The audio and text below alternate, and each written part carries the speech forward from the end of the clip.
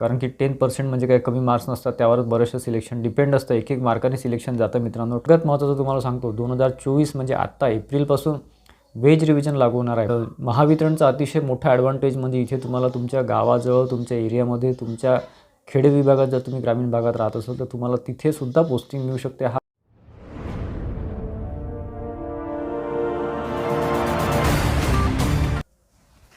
नमस्कार विद्यार्थी मित्रांनो, मी अमोल आगरकर, इंजिनियर अमोल चॅनलमध्ये पुन्हा एकदा आपले मनापासून स्वागत करतो.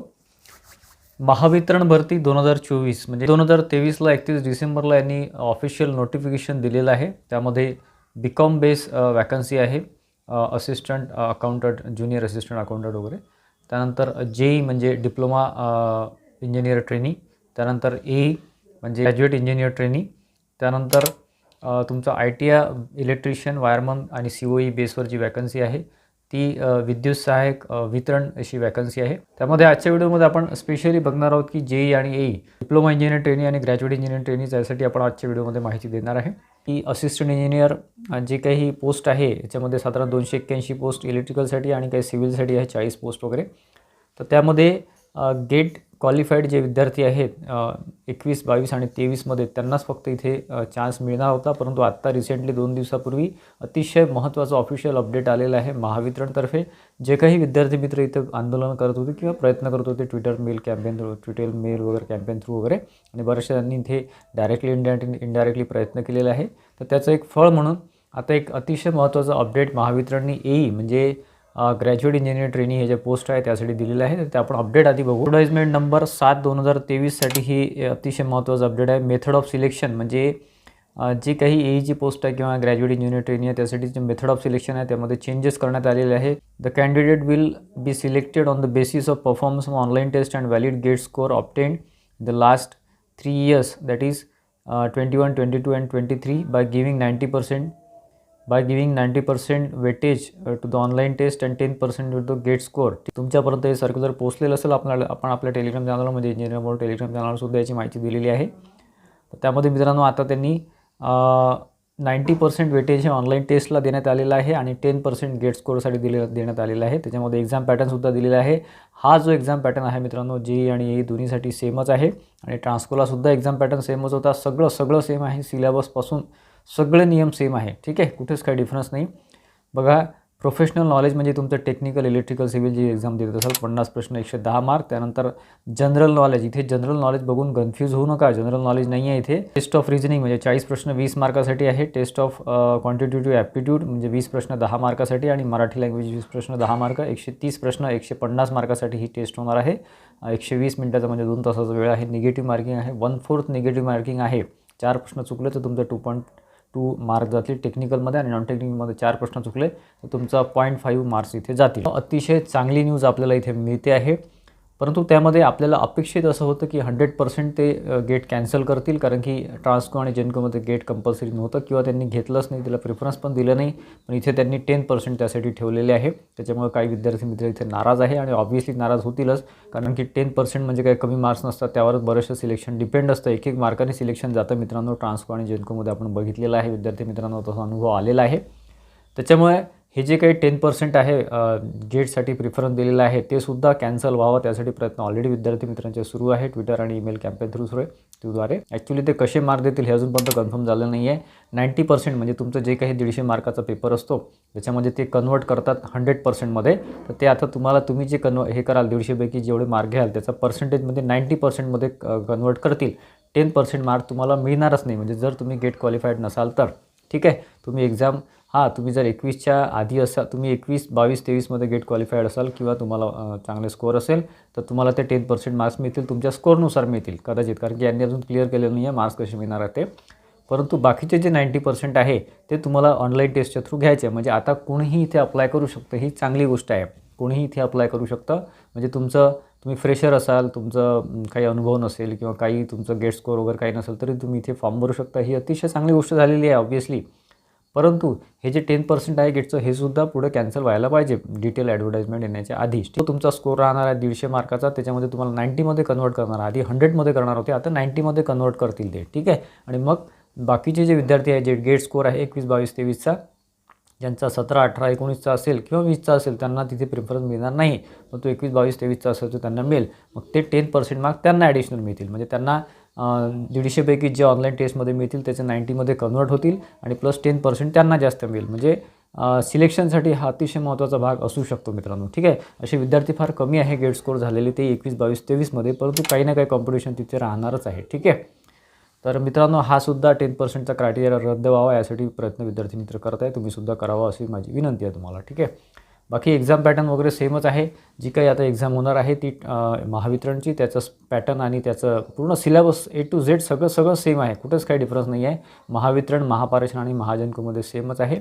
ठीक आहे, महाजनकोमध्ये थोडाफार सिलेबस डिफरंट होता आणि त्यामध्ये डिप्लोमा इंजिनियर ट्रेनिंग आणि ग्रॅज्युएट इंजिनियर ट्रेनिंग याला बघून असं घाबरू नका मित्रांनो. 1 वर्ष ट्रेनिंग पिरियडच असतो JEE आणि AEचा डिप्लोमा डिग्री बेसचा. 1 वर्षामध्ये तुम्हाला काही ते स्टायपेंड देतात 18,000, 19,000, 20,000 जे असेल ते.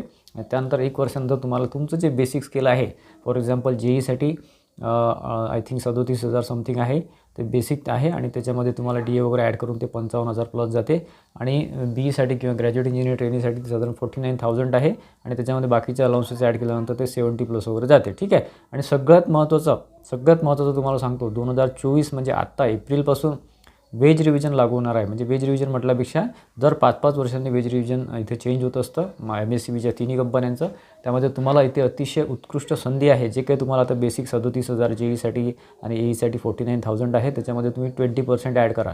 20% ॲड केल्यावर तुमचं बेसिक तेवढं होऊन जाईल जेव्हा तुम्ही परमनंट व्हाल किंवा 1 वर्षानंतर जेव्हा तुम्ही JEE म्हणून जॉईन व्हाल तेव्हा. ठीक आहे, तेव्हा तुमची सॅलरी 10-15 हजारांनी आणखी वाढून जाते. तर महावितरणचा अतिशय मोठा ॲडव्हान्टेज म्हणजे इथे तुम्हाला तुमच्या गावाजवळ, तुमच्या एरियामध्ये, तुमच्या खेडे विभागात जर तुम्ही ग्रामीण भागात राहत असाल तर तुम्हाला तिथेसुद्धा पोस्टिंग मिळू शकते. हा महावितरणचा खूप मोठा ॲडव्हान्टेज आहे. तुम्हाला काही खूप दूर जाऊन काम करावं लागत नाही.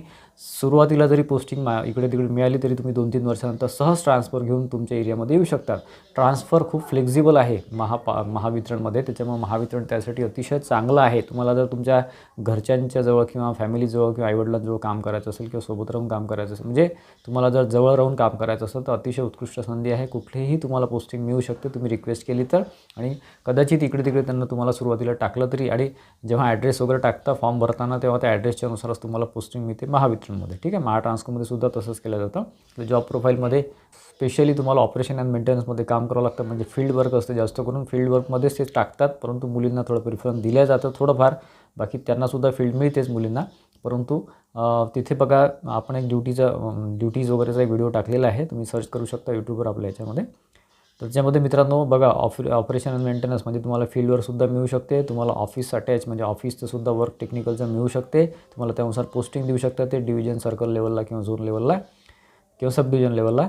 किंवा टेस्टिंगमध्ये जे असते टेस्टिंग हा जो भाग आहे अतिशय चांगला आहे. टेस्टिंग आणि इन्फ्रासाठी जास्ती. इन्फ्रा म्हणजे काय की जे सबस्टेशन उभारला जातात किंवा त्याचे रिलेटेड काही वर्क असलं इन्फ्राचं ते त्याच्यामध्ये तुम्हाला, आणि पोल वगैरे इरेक्शन वगैरे जे असते ते, आणि बऱ्याचशा गोष्टी इन्फ्राच्या चालतात. तर त्यासाठी तिथेसुद्धा पोस्टिंग मिळते. आणि टेस्टिंगमध्ये सुद्धा म्हणजे testing, infra, operation and maintenance म्हणजे आपल्या याच्यामध्ये फील्डमध्ये, आणि आपलं ॲडमिनिस्ट्रेशन म्हणजे टेक्निकल ऑफिसमध्ये. ठीक आहे, इथे 3-4 प्रकारचे इथे पोस्टिंग राहतात मित्रांनो. सुरुवातीला तुम्हाला ते शक्यतोवर फील्डला देतात आणि त्यानंतर 2-3 वर्ष 4 वर्ष काढले की मग तुमच्या सोयीनुसार तुम्ही तुमच्या एरियानुसार तुम्ही जिथे कुठला एखाद्याचा इंटरेस्ट फील्डमध्ये असतो, एखाद्याचा ऑफिसमध्ये असतो, एखादा टेस्टिंगमध्ये असतो, एखादा इन्फ्रामध्ये असतो. ठीक आहे, तुमच्या इंटरेस्टनुसार तुम्ही तिथे पोस्टिंग ट्रान्सफर घेऊ शकता. त्यासाठी एकच नियम आहे मित्रांनो, सुरुवातीपासून परफॉर्मन्स हा चांगला ठेवावा लागतो. CR म्हणजे कॉन्फिडेन्शियल रिपोर्ट हा चांगला ठेवावा लागतो. हा जर चांगला असेल, तुमचा परफॉर्मन्स चांगला असेल तर पुढे तुम्हाला तुमच्या सोयीनुसार पोस्टिंग मिळू शकते.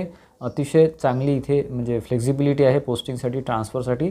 चेंजेस इथे होऊ शकतात. आपण रिक्वेस्ट केली तर इथे महावितरणमध्ये, कारण महावितरणचा जाळा खूप मोठा आहे, त्याच्यामुळे तुम्हाला ट्रान्सफर सहज आपल्या स्पॉटवर किंवा आपल्या एरियामध्ये मिळू शकते. ठीक आहे, आणि बाकी जॉब प्रोफाईलसुद्धा चांगला आहे. थोडंफार इथे फील्ड वर्क ज्यांचं आहे त्यांना थोडंसं हेक्टिक शेड्यूल राहणार आहे. पब्लिक कॉन्टॅक्ट राहतो, पॉलिटिशियन कॉन्टॅक्ट राहतो. तर मित्रांनो पुढच्या काही दिवसामध्ये ही जाहिरात येईल JEE आणि AEची, त्याच्यामुळे तयारीमध्ये राहा. पुढच्या बघा आता 8-10 दिवसात जरी जाहिरात आली तर ती साधारण एप्रिलच्या आधी ही एक्झाम होणार नाही. एप्रिलच्या पुढेच एक्झाम होईल महावितरणची कुठली पण.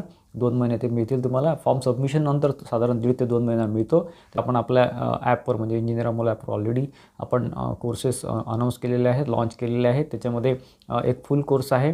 ठीक आहे, त्याचं ड्युरेशन आपण 1 वर्ष व्हॅलिडिटी ठेवलेली आहे आणि एक क्रॅश कोर्स आहे, तर त्याचं थोडंसं कंटेंट कमी आहे. प्रत्येक कोर्समध्ये साधारण 200 ते 300 व्हिडिओ लेक्चर्स आणि प्लस PDF-सुद्धा तुम्हाला प्रोव्हाइड केलेले आहे आणि साधारण 3 ते 4,000 MCQचं एक्सप्लेनेशनसुद्धा आहे. अरुण पवार सरांनी हे लेक्चर्स पूर्ण घेतलेले आहे. त्यांनी आपल्या ॲपवर व्हिजिट करून म्हणजे इंजिनियर ॲपवर व्हिजिट करून तिथे कोर्सेस चेक करू शकता तुम्ही. त्या जे तुम्हाला बॅनर दिसेल त्या बॅनरवर तुम्ही क्लिक केलं की तुम्हाला किती कंटेंट आहे, किती लेक्चर्स आहे वगैरे सगळं दिसून जाईल. ठीक आहे. आणि अरुण पवार सरांचे लेक्चर्स आहेत. ठीक आहे.